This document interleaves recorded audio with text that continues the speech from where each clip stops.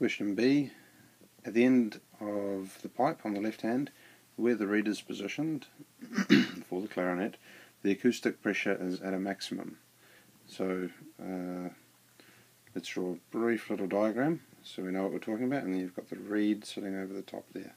And it's talking about at this end there is an acoustic maximum pressure, so max pressure. And I'm just starting to get a hint based on the previous video that, and the information from the text, that we've already answered this question with our analysis of the question prior to actually answering anything, but we'll carry on and see. So we've got the acoustic pressure as a maximum at that end. We have to explain why there is a displacement node. So this max pressure, they're saying, is equivalent or leads to at that point a node, displacement node, that is an area of minimal movement of the air particles. Remember, the air particles vibrating back and forth in position, and in this position they've got the minimal amount of movement. Now, the reason that I think they still have some movement is because there was a good reason. It's because the pressure goes positive and negative at those points. That doesn't necessarily mean there has to be movement, but the air particles, it makes sense to me that if there is a negative air pressure and a positive air pressure, there's got to be some compression and stretching or rarefaction of those particles in the position. So if you consider all of the particles around the air, around the end, they still have to compress a little bit and stretch out a little bit from their natural position. But the difference between there and an antinode, I'd imagine, is just the amount. So there's a larger range of movement for those air particles at the antinode compared to the node. In any case, we have to explain why there is a displacement node at this end of the clarinet, and it's really quite simple. Right here, displacement node, remember that's how it's represented with the displacement diagram. To show the displacement of air, it's a vertical. No, I won't get into that now. But there's a displacement node there because the particles are under maximum pressure, so max pressure, and they're under maximum pressure because there is nowhere for them to go. They're hitting a solid end, and then this means therefore that it becomes a displacement node. So it's not a complex thing, it's just understanding all of the mechanics of what's going on in the situation.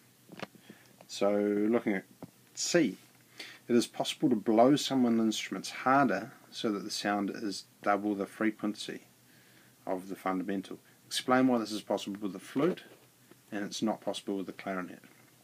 Okay, good thing to consider here is the main difference between the two, which is that one is an open pipe, which is your flute, and your clarinet is a closed pipe. So it looks like that.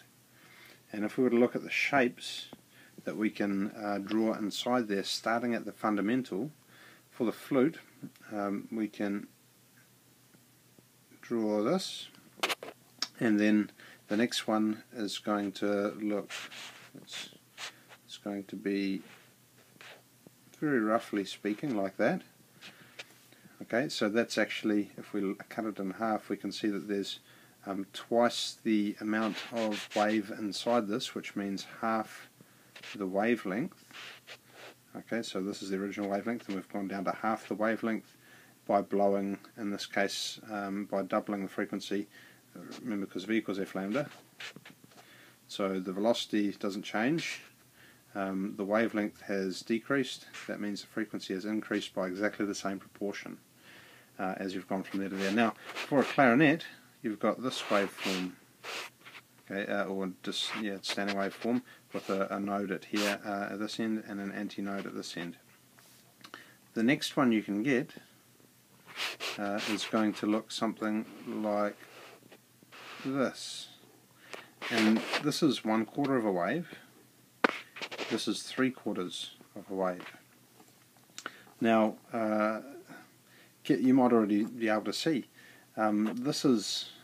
these are odd numbers. If you double the frequency, you need to have so times 2 to the frequency. You need to have 2 quarters if you're going from here to here, and it doesn't. It skips that out. So one way to look at it is this. Let's get a different colour so we can see. Back on the flute, this is the fundamental, and this is the first overtone or the second fundamental.